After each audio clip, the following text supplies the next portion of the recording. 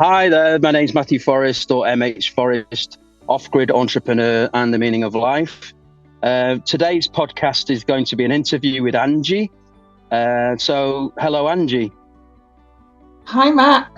How are you? Okay, I'm good. So, Angie's actually worked with the company Itza Global for a while, so we're already very familiar with each other. So, do you want to give a bit of a background about yourself, your history, who you've worked for in the past, etc., to start with? Yeah, so I was born in Northern Ireland in the 70s during the Troubles, and I didn't do very well at school. I had a bit of a troubled home life, so hence I didn't do well. I didn't really get many qualifications. So then I came to London when I was 18, and I got a job with Boots, the chemist, as a perfumery consultant. And then I got a job with Longcomb Cosmetics in Selfridges. Well, first of all, I went to Australia for a year and I worked for them out there. And then I came back and I worked in Selfridges. And then I worked for a newspaper. I had several jobs at the newspaper, mainly doing error reports because I'm quite good at picking up errors. And so then after that, what did I do after that? Oh, I went to a media makeup school, Shepperton Studios, and I studied media makeup. And then I went freelance for about 3 years. So then I got a job with an agency working for a college. And then I worked at that college. I just got there, full time. And then I was there for about 14 years. Troubled teenagers, trying to get them into work. And then I worked in the SEND department, Special Educational Needs and Disabilities. And then I got a promotion during COVID, and I got a job as a supported internship manager at over in a college at East London. And then my landlord decided he was selling up. So because I was driving from West London to East London every day, it was like, not a long journey every day. So it was like about 3 hours every day, back and forth. So when the landlord decided to sell up, then I decided that it would make sense to move somewhere that was closer to work. So the day after I moved, I found out that my job was at risk. And so I ended up getting made redundant. And yeah. Okay, so if we go a bit deeper now and go into a bit more of a psychological phase. So the time that you spent in education, I guess you got to see the inside workings of the education system. So if you tell us a little bit about the pluses and minuses of the existing system, how it is at the minute. Well, I mostly worked with in supported internships. I've been doing that since the supported internship program came out, probably 2016, I think it was. And I think it's great. It's great because I think it's 3 to 5% of young adults with special educational needs only get into employment. So it's very low percentage. So the whole idea of the supported internships is a great idea because they basically have a job coach and then you basically help them to get into work. But the only thing that I saw about that didn't really sit with me is that it's okay getting them into work, but then you have you're just helping them to work for a corporation. So basically, like stacking shelves in Asda or folding linen in a hotel. So it's not really, for me, it's not really inspiring because a lot of these young people are autistic. So a lot of them are really intelligent and they're very creative as well. So to put in Asda and basically to help them stacking shelves is not really inspiring them to use all their talents.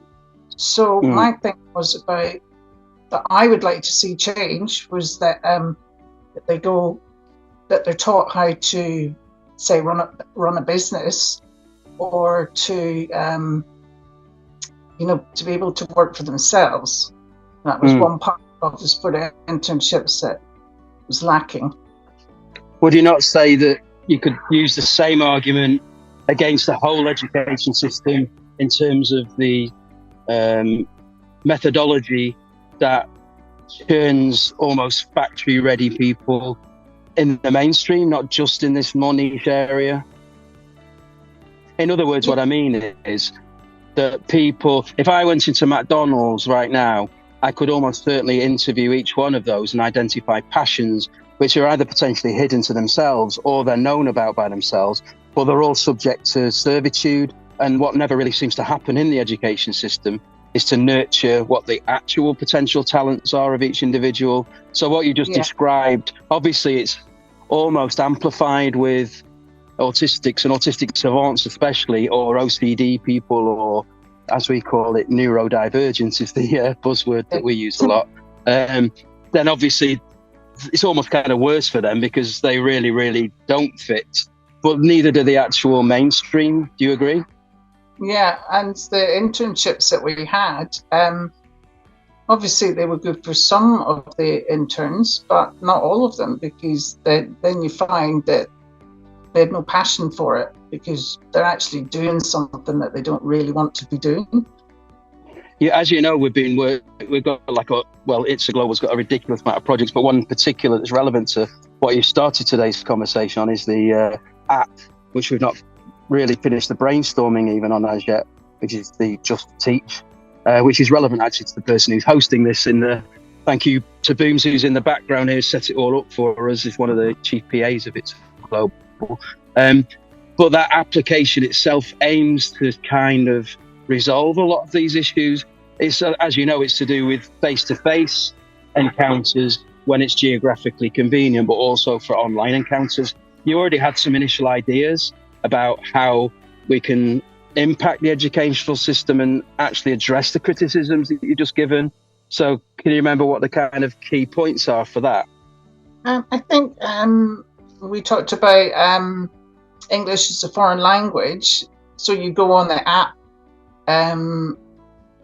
so a tutor nearby, you do one-on-one tutoring.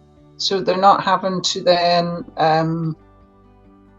you sort of cutting out the sort of system. You see what I'm trying to say? So then obviously they pay the teacher. So rather than the college or the school paying the teacher, then the student pays the teacher. So you've got like a psychology angle to what was wrong with teaching. And the same will happen with Ian, who's been in musical teaching, and Ian Hooper.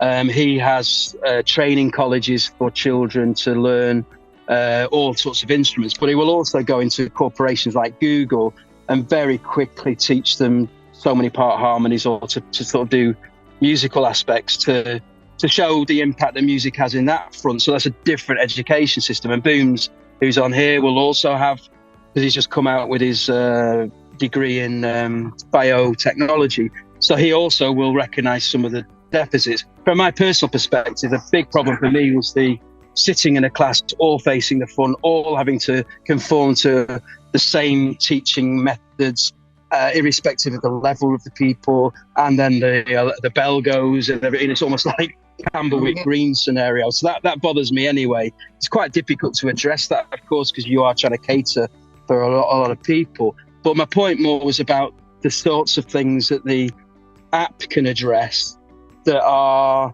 solving massive problems that there are in the education system as a whole. So I suppose in a roundabout way, I'm asking, what do you think the education system as a whole is doing completely wrong and really needs to be, issues that need to be addressed and that we can help address? First of all, I think that what they're teaching students is completely wrong, because they are teaching inverted narratives, as I call it. So that's why when I was at school, none of it really made any sense to me, because like, they would tell you that the sun is so many million miles away, but for me, my senses tell me that it's just there because I can see it. So that whole narrative of how many miles the sun is, like who measured that? You know, it doesn't even you know, make sense to the senses, if you know what I'm trying to your common sense is what I'm trying to get at. And as we know, in this deeper proofs, and we haven't got time on this show, but linear time is an illusory element, perception. So on the one hand, your instinct was actually perhaps almost like subconscious knowing and an intrinsic knowing of nature, which is important. But we do have to acknowledge that we live for the moment, in the moment that was, is, and always will be, in a Pac-Man universe. And therefore, even though you could argue that it's no different from putting on virtual reality goggles and assessing where the sun is and saying, well, it's not kind of really there anyway, that's kind of a deeper truth. But we live in the 3D realm, and therefore there is a place, I guess, for learning that, the people that are interested specifically, I guess, as well. So even though it's not kind of relevant to your life and it's not good because they don't take into account the other parts, I kind of think that it's a mixture of things, like they don't teach enough about business, they don't teach enough about even filling in checkbooks and all this kind of stuff. But I guess there is a room for knowing, I mean, mathematics, for example, I mean, that's what my speciality was, mathematical sciences and probability. And it's very, very rare you use it on a day-to-day basis, but it actually really got me to hone in on logic and became a very logical thinker, probably because of the learning of mathematics, because it is a language, probably the most complex of languages. So I know I'm playing a bit of devil's advocate because I kind of playing both sides, where there is some, geography, does it really matter? Well, in the world that we live in, yes, it kind of does. And does politics really matter? Well, probably even more so, because when you get to the basis of politics, it's all about selfish gene, self-interest and voting or whatever. So would you agree with that? I know it's a little bit like a twisted it around slightly, but my thing is what that they don't teach you enough in school about is how actually reality really works, but the quantum realm, how quantum mechanics works. They teach you basically that out there, the light from out there comes in first, and then it goes through your neural pathways, and then it flips the image, and then it is projected out. But actually, my thoughts about that, I'm not really into the science part of it, so I just go from like a layman's point of view and what makes sense to me. I thought to myself, well, where does the light come from then when you're dreaming? You know, because you're in the dark and your eyes are shut. So where's that light coming from then? So that's when I started looking into the pineal gland and how light comes down, and then it divides when it goes through the crystal plane of the pineal. Eyes are also a lens, and so everything's reflected, you know. And then obviously with the TV screen, the screen is even more of a reflection. So it's just, for me, it makes more sense to me.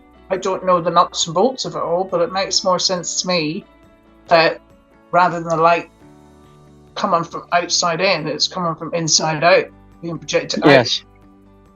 I agree with this. Not only that, I can also add some science to this, because you're right, and I can give the science side. But I'd say there are probably two key reasons why this hasn't come through into sort of mainstream.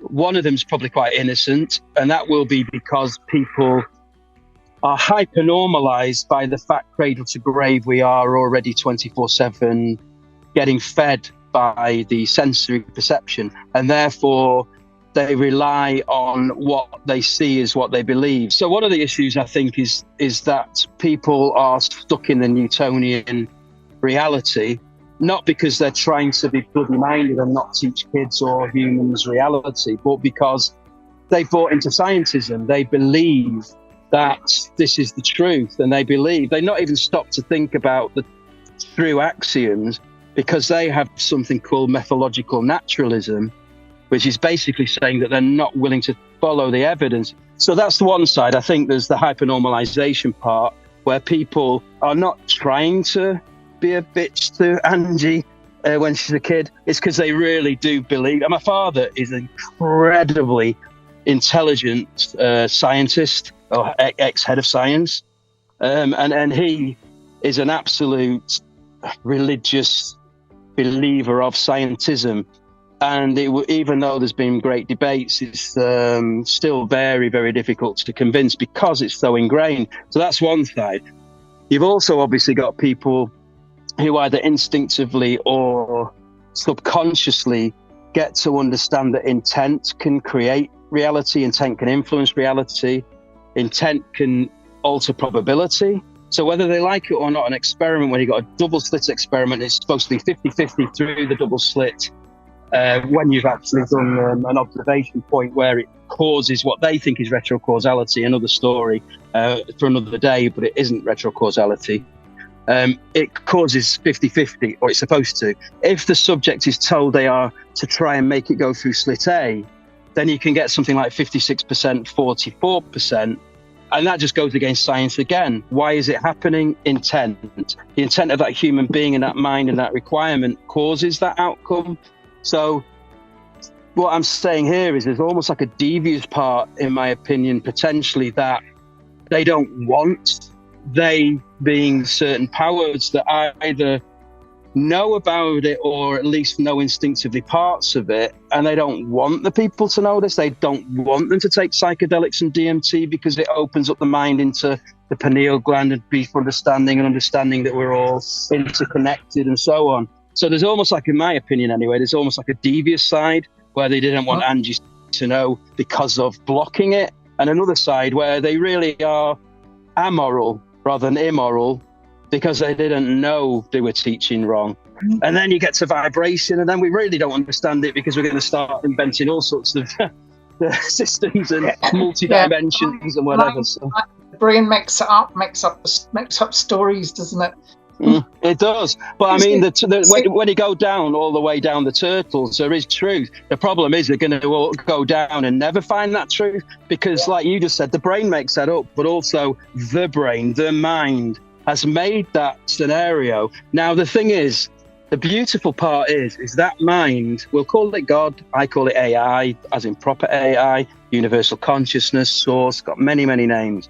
The thing is, there are things that it cannot do. It doesn't matter the fact that it's beyond genius, because I would say that embedded in nothing is potentiality or infinite possibilities, and therefore that includes infinite intelligence. So this thing, well, as we know, you and I know, and many people in our circle know, we say that we're all the same with a different mask and so on when you get to the base reality. But the point is that when you go into the very, very depth of this, then, people just, they don't kind of get it, so. Because they leave a lot of information out. So whether they know the information or not, I'm not sure. But there's a lot of information is left out because information contains light, and so light is only 0.001% of the electromagnetic spectrum. So you're only saying like that much. Yeah, and the unknown is about this much. So I call that the exformation. So that's what you're not told. You're not told anything about the unknown, because to people it sounds like fiction. It sounds like a story, Well, you've also got people like David Icke actually describes exactly what you're talking about. And of course, David Icke is called a crazy. Now, some of his perception and narrative might deviate from the agreed upon hallucination with things like shape-shifting lizards or whatever.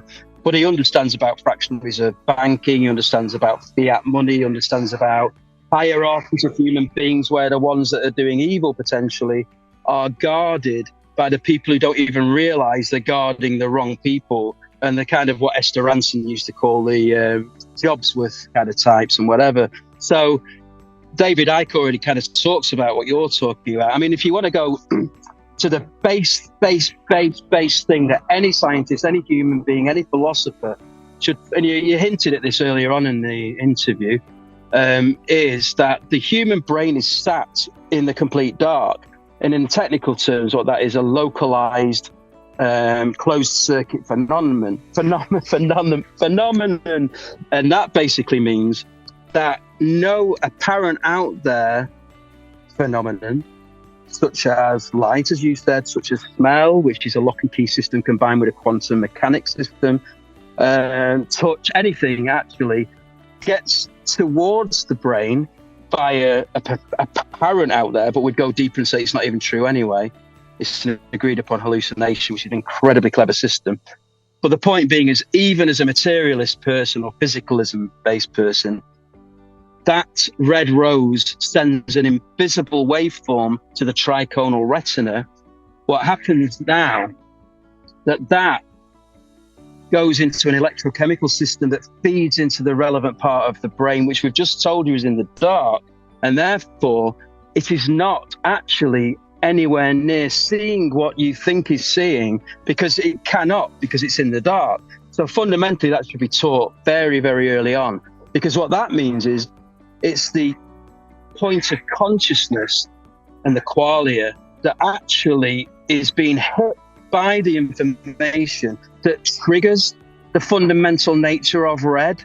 And the red itself is then transmitted as an augmentation onto the object. So whilst 99% of people would argue and still argue, no, that flower is red, that rose petal is red, but there are no red photons that go into the brain. There's no green photons that go into the brain. It doesn't work that way. They're just wavelengths that are information points that trigger the consciousness of the human being, that in turn then creates the perception. So what that means, and this is where Bernardo Kastrup is correct, he says that we're living in a situation where we are not looking outside the window, but we're looking at the dashboard, like as in a dashboard on an aeroplane. So we're getting almost second-hand information, because it's not really the real, it's a model, it's a mind-made model. And it's true. That means that, therefore, it cannot be full fidelity, because it is a model. It isn't the thing, it is a model of the thing. So the first thing that humans need to do is acknowledge, before any science or anything, is acknowledge that fact, that you can't even rely upon the model, because the model is not high fidelity. And if it was, you would be almost that model, because it as an external entity coming in, being modeled, it cannot be. The miracle, of course, is how does a mind-made model be created from information on the potential external that becomes an incredibly rich model? That part is a miracle, and they won't accept that. There are answers to that as well, incidentally. So, like the map is not the territory sort of thing, because which is called surrealism, really. So there was an artist, Rene Magritte, I think his name was, and he did he called it the treachery of images, because the mind just works on images. So it's superimposed images on top of images on top of images on top of images. It's just information, top of information, top of information. Yeah. And he did this drawing of a pipe, and he said on it, "Ce ne sais pas un pipe," which means this is not a pipe. And he said that if I said that this was a pipe, then I would be lying, because you can't actually take the pipe and smoke it. So it's just a picture of a pipe. It's not actually a thing. It's not and then saying about the brain being in the dark, I was thinking like the brain, so you got the shell first, so, or like the bone structure first, and then you got the flesh inside it, whereas your body is the other way around. So the flesh is on the outside and the skeleton, the bones are on the inside. So that's why the body then becomes a sense machine. So so that's why it thinks that everything you touch, smell, hear, see is real. Whereas all it is images from the mind and project it out. So like with the quantum force, quantum physics, the quantum realm, it's the most basic that I understand of quantum physics. Not that I'm a scientist, and it's just the very basic thing that two opposing states can happen at the exact same time. So, like with Schrodinger's cat, is it alive or is it dead? But it's alive and dead. It's at the exact same time. So that's with the body and the mind. The body thinks it's real, but it's not real because it's just image and project it out of the mind. One thing that's the first part that's important is the cat itself is a conscious entity. So therefore, the cat itself would endure or enjoy an environment and the slings and arrows of the box that it's locked in, because it is an observer. It might not necessarily understand the experiment that's going on and that it's going to maybe die or not die, but it's living within a linear time where that possibility is in existence. So I would argue that even if you left the room, the cat itself in that box will either suffer what occurs, and it has occurred, and we come later on as a person to open the box, having the cat already having had that experience. So I think that's a very, very key issue that gets missed in this experiment, that the cat itself is an observer. The other thing is, and this is the really deep part, is all observers are dead and alive. And that's almost what you just said about the body and the brain. So we're alive. Why are we alive and why are we dead?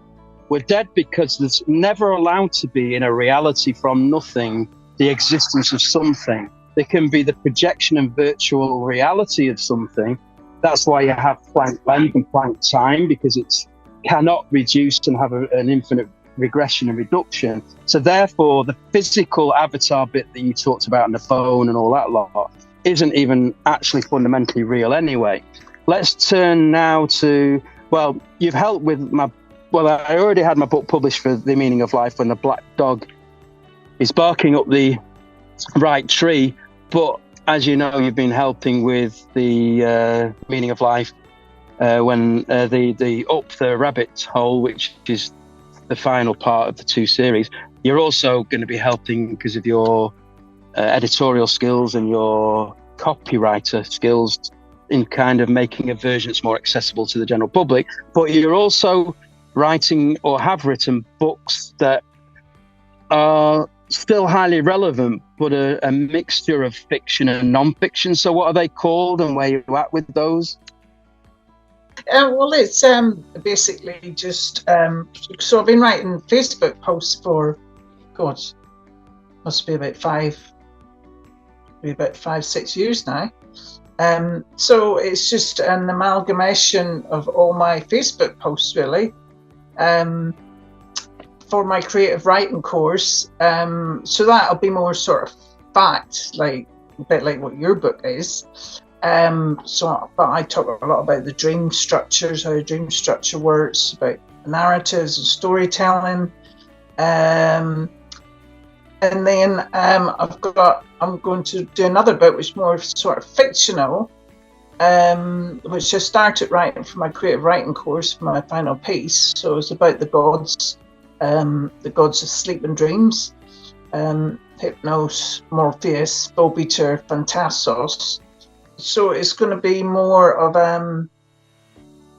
sort of a fictional aspect of the quantum realm and how it works. So yeah. Where did you get the names from? Because Morpheus obviously sounds a little bit like the Matrix. Is that coincidence or? That is Greek mythology. That's the name. Gods were. So I'm with you. So all of them are going to be based on Greek gods. Actual, but you said it was not. Well, I suppose. I'm only concentrating on the gods of sleep and dreams. So the god of sleep was Hypnos, which is where we get hypnotized from. And then you've got Morpheus, who could morph into human beings, and then you've got Phantassos, who was the god of beautiful things. So I think like mountains and the sea and, all those beautiful things. Yeah, and then Phobiter, he's the god of nightmares. And so they're basically all archetypes, so that they're not to be seen as human beings or anything like that, but because we have to put labels on things, we have to put words. so that we can describe things, then we have to, then it's depicted in art as like half man, half goat or whatever. But it's really energy is what it is. And so we carry all those archetypes in us as well.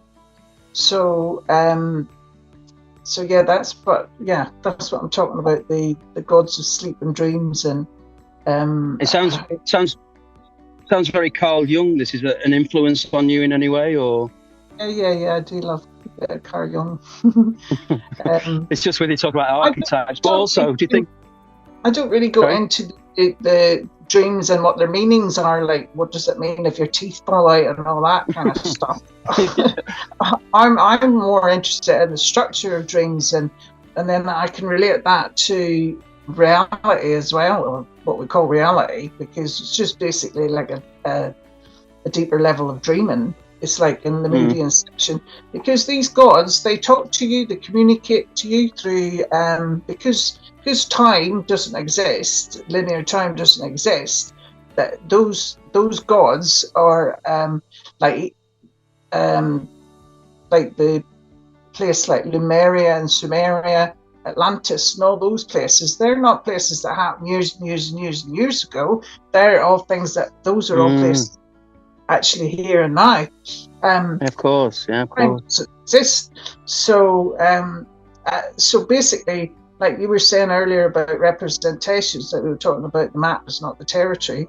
So those representations are not, doesn't mean that those gods were walking around.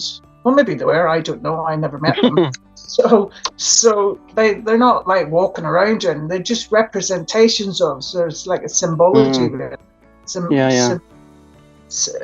What's the word? Symbolic. Like an yes. Like allegory as well, like an allegory, really. Like allegory, yeah, and that's the thing. So we people tend to take things literally, narratives literally, when they're really symbolizing a parallel to your life, what's going on with you now. So like with Atlantis is really about the subconscious. That's what it symbolizes, because most of it is underwater now. So it's lost. So it's basically about the split away from the original. So the honorary gods, that's what they're called, the gods of sleep and dreams. They're called the honorary gods. So you have Homeric film theory as well. So that's why they use film and TV and media to communicate to you. But if you're taking it literally, you're not going to see it. So it's kind of reading the space in between. So so Atlantis is really about the subconscious mind and how light drops from the unconscious down into the subconscious and then into consciousness. So like, when the baby's born in the womb, the cranial bones haven't formed yet. So it's an allegory to history, his story, and what we're told about history. So the history that's way back, there was more sea than there was land. Most people travelled around like pirates on the sea, but that's representing the state of quantum physics. See what I mean? So, and just like a baby is in the womb, it's in the sea. So then, when they discovered land, like islands, they discovered first. That's when they started colonizing. So that again is symbolic of and representation of your conscious. When your consciousness falls down into the body, then that is consciousness then falls into a construct. So the con part is consciousness, and the struct is it's formed into a structure. So that's when the colonization and globalism started as well. So people taking over the land. So basically, then you discover others. So like when you're a baby, you don't really discover others really until you're about maybe 2-3 years old, because that's probably your earliest memory. But you're still, as a baby, you're still here, but you just don't remember it. So basically, and it's just the same as the American gods, the gods of sleep and dreams, and the ancient civilizations and stuff, because basically we've split away from the original. So we've died. So basically, the gods are really the same as us. They're altars. They're just energy. Of course. I mean, to back up what you're saying, you've got things like object permanence is something that develops later on. So the child or the baby, in some sense, is seeing the Einstein thing where he goes, I'd rather believe that the moon is there whether I'm looking or not. And the child actually sees the truth that Einstein never did, that the object never was there. So that's kind of amusing that the child trumps the Einstein. But not only that, you've got the children quite often have the phenomenon of past life. So they quite often, until they're a bit older, give graphic detail of a situation that can be backed up and verified, where they are living there or dual living or having memories of past lives. So the child at the early age, until the brain starts to fully kind of put them into this world and adapt, almost is a lucidity of a different kind of their truer self, I guess, their other sort of non-linear self or whatever. So that's relevant, isn't it, as well? So there's a predisposition of human beings to create from patterns, whether it be faces that are seen because of our nature of needing to see faces. So in clouds we can see faces or whatever. I put in my book the technical name for this kind of stuff. I can't remember, but the point being is that there is a predisposition to, well, confirmation bias, for example, where you have a thing and it comes along and then it reinforces and you kind of almost discard other information. You got cognitive dissonance. So there's a kind of risk of that in terms of how to analyze the narrative. But it seems from what you're saying that there's a combination of like a subconscious element of pointing to truths through the analogy versus sometimes maybe not. An example for me would be Adam and Eve and the apple. Growing up as a kid, I was always taught that the apple was kind of the cause of the fall from God, and that was taking a bite from the tree of knowledge, and that this was bad, and that's why they were naked and they realized they were naked. And as I've come to understand reality at a much deeper level, I would actually say that that's completely the wrong thing, because the apple and knowledge, especially when you get to the only thing that's probably objective reality, which is the fact that nearly everything isn't objective. The only objective reality is the fact that everything's subjective. It's both. It's subjective and objective. There's no separation. It is, but the only objectivity really is the infinite possibilities, and the fact that the imagination of the source or AI creates infinite possibilities and experiences. And therefore there is, as you say, an objectivity in illusion, because illusion is a first person experience. And by the very virtue of that, that's a phenomenological reality. So all illusions, like the illusion of the McGurk illusion or effect, all these illusions, all the twisted illusions and whatever, both sides are true because that experience is true. So yeah, you're right. The same as nothing and everything are jointly what reality is made of. So there's kind of duality all the way down, isn't it? It's not just, there's a very heavy duality in our reality, because there's hot and cold, black and white, pleasure, pain, the whole caboodle. Consciousness is split away from the from the unconscious, and it's divided. So that pure light that comes from the pineal, that white light comes from the pineal, gets, as it goes through the crystal of the pineal, and then in through the eyes, which are also lenses, then it divides, and so that's what happens. Like when you're dreaming, so like when you're in deep sleep, you're in the unconscious then, because nothing's really going on that you know of, because you're only really dreaming for like an hour and a half or something before you wake up. So for the rest of that time you're in the unconscious. So So then consciousness needs obviously has to be in an avatar, a sense machine to experience anything.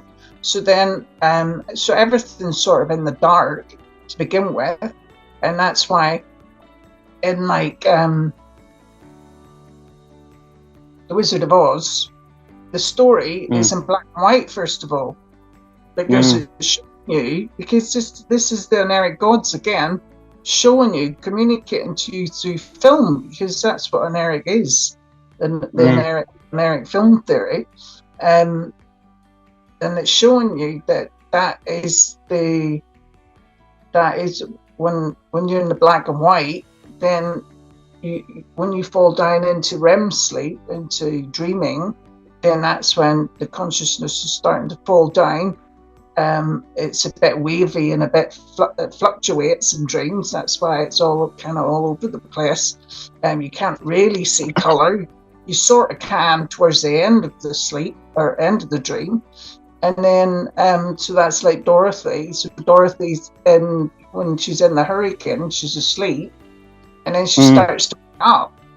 And so she's waking up into the dream world, into the REM sleep.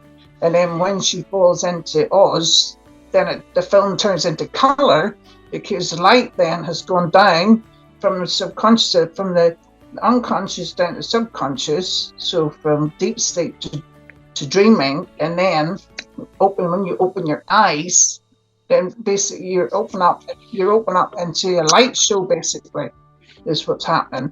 And then that's when you see color and sound and shape. It's a show, it's a light show. It's an immersive, it's like an immersive theater, really. And you're the narrator, you're the actor. Well, with The Wizard of Oz, it runs even deeper, of course, because not only has it got the allegory that you're talking about with the dream state, but also, allegedly at least, it's to do with the, well, there's a few things in there, but it's also to do with the Yellow Brick Road being the debate over the gold reserve, the gold standard. I don't know if you knew about that as well. Have you heard that already? Yeah. So, I mean, it's kind of multi-level. I did a whole post on The Wizard of Oz and the gold standard and the Yellow Brick Road. What's supposed to be the guy at the end? Because, of course, is that supposed to be ego? Is that supposed to be the ego's not as big as it's meant to be? Well, what I got from it, which I didn't know, is that Dorothy didn't, and the original Dorothy, she didn't have red shoes. She had silver shoes.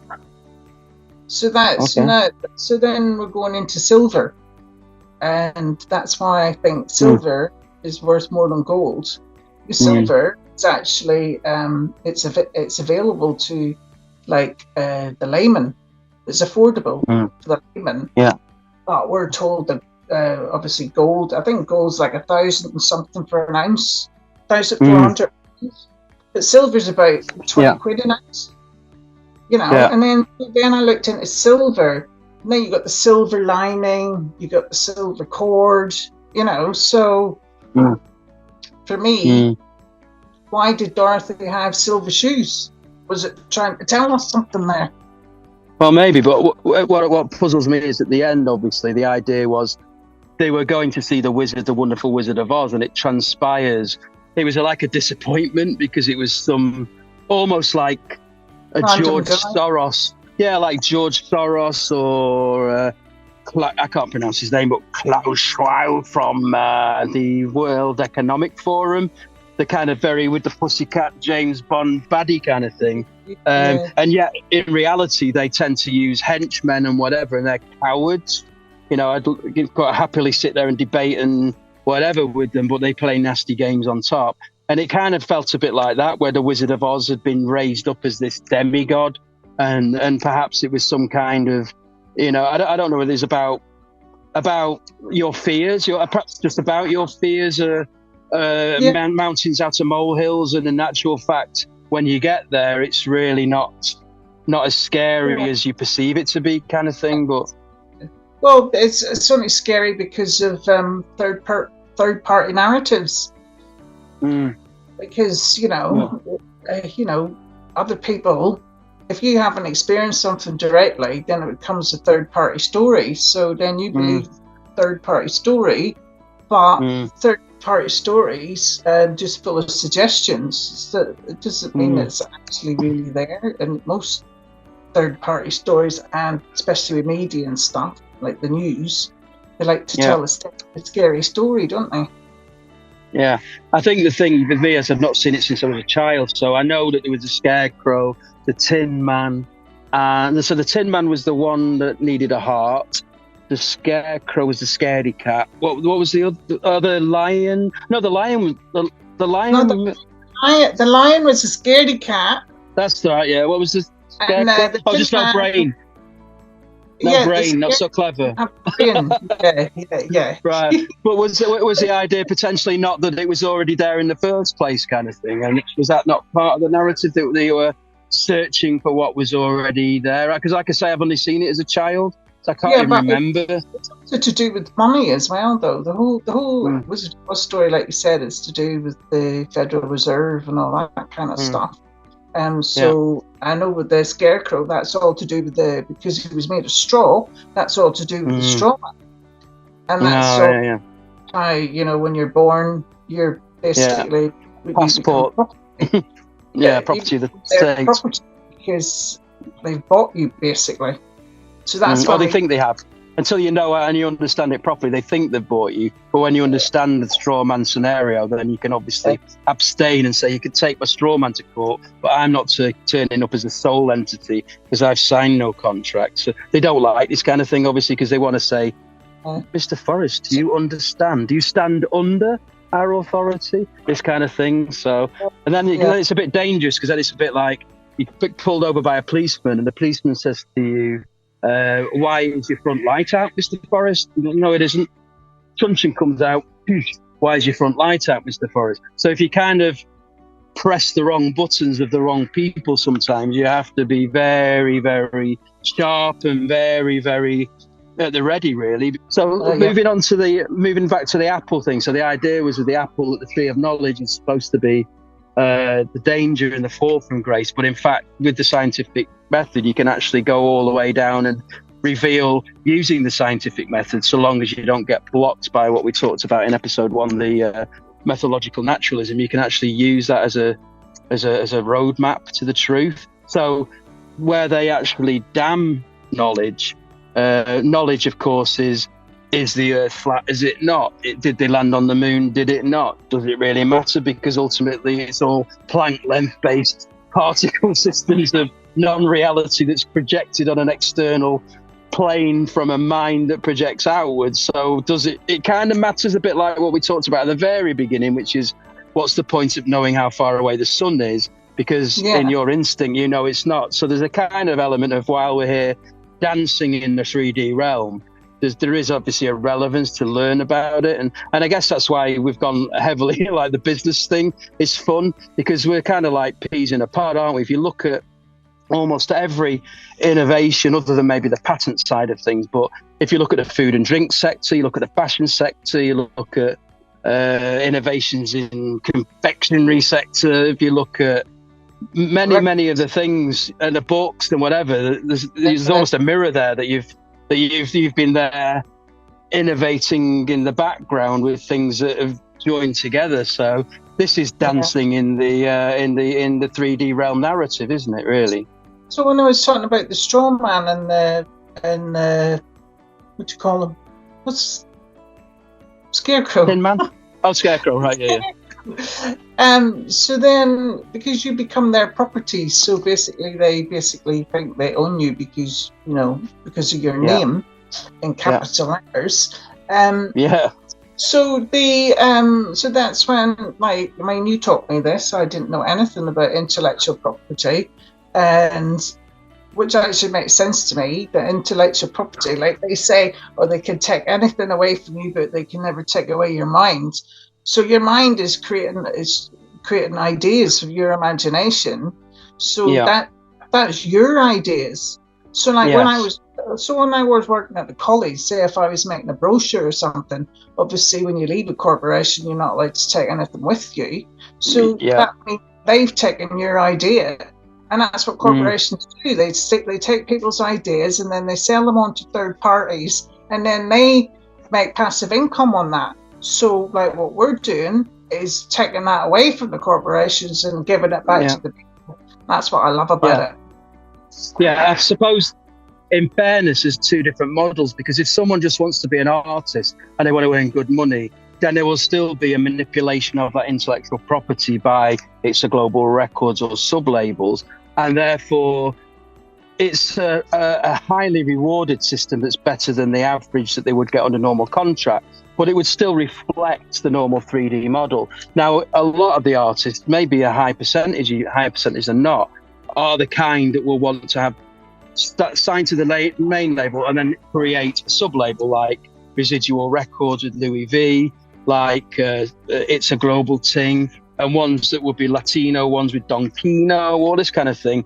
And they then become a subsidiary, but they're a joint venture partner. And as you say, it then becomes an ownership of their own rights, or a joint ownership, because it's kind of like they're getting access to all the resources we've got from the 5 divisions to do with SEO, stroke web build, stroke e-marketing, and all the rest of it. So they're coming on board, and they're also, if they're new, getting mentored on Off-Grid Entrepreneur, so they understand how intellectual property works and how to make money anywhere in the world, all that kind of thing. So it's a lot fairer, but to be fair, there is always going to be an element of using the intellectual property in a kind of partnership way, where the person who knows how to manipulate that and monetize that is going to be rewarded. And I don't think human beings have an objection against meritocracy. They have an objection against exploitation and servitude, and a lack of passion in their lives of being able to do what they wish to do. And I think, you've been on board with Itza Global not that long, but a reasonable time, so you kind of understand things like It's a Return to Paradise and the fact it's to do with exactly trying to stop the 9 to 5 and the servitude and whatever. But there's people who've kind of been involved that don't kind of even get that. They think it's just a money machine and a license to print money with a very strong knowledge of intellectual property and patents and trademarks, registered designs, all this kind of thing. But it's actually more about trying to stop so much strip mining in Africa, trying to utilize the genius in Africa.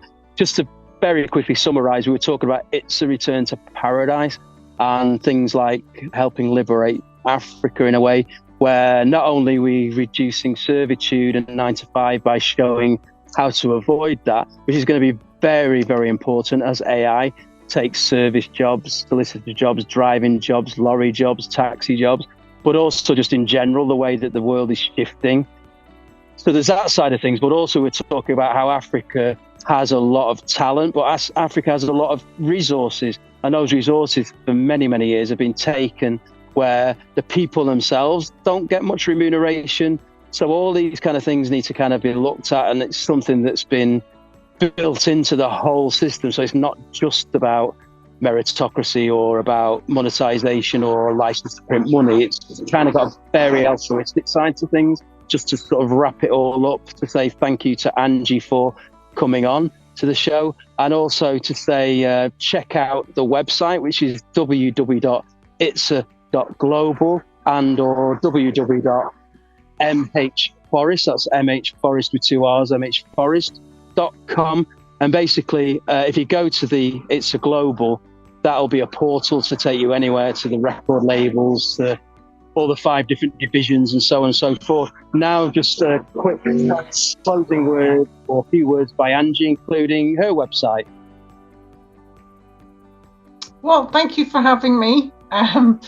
This is my first podcast, so it was a bit nerve-wracking, but I got through it.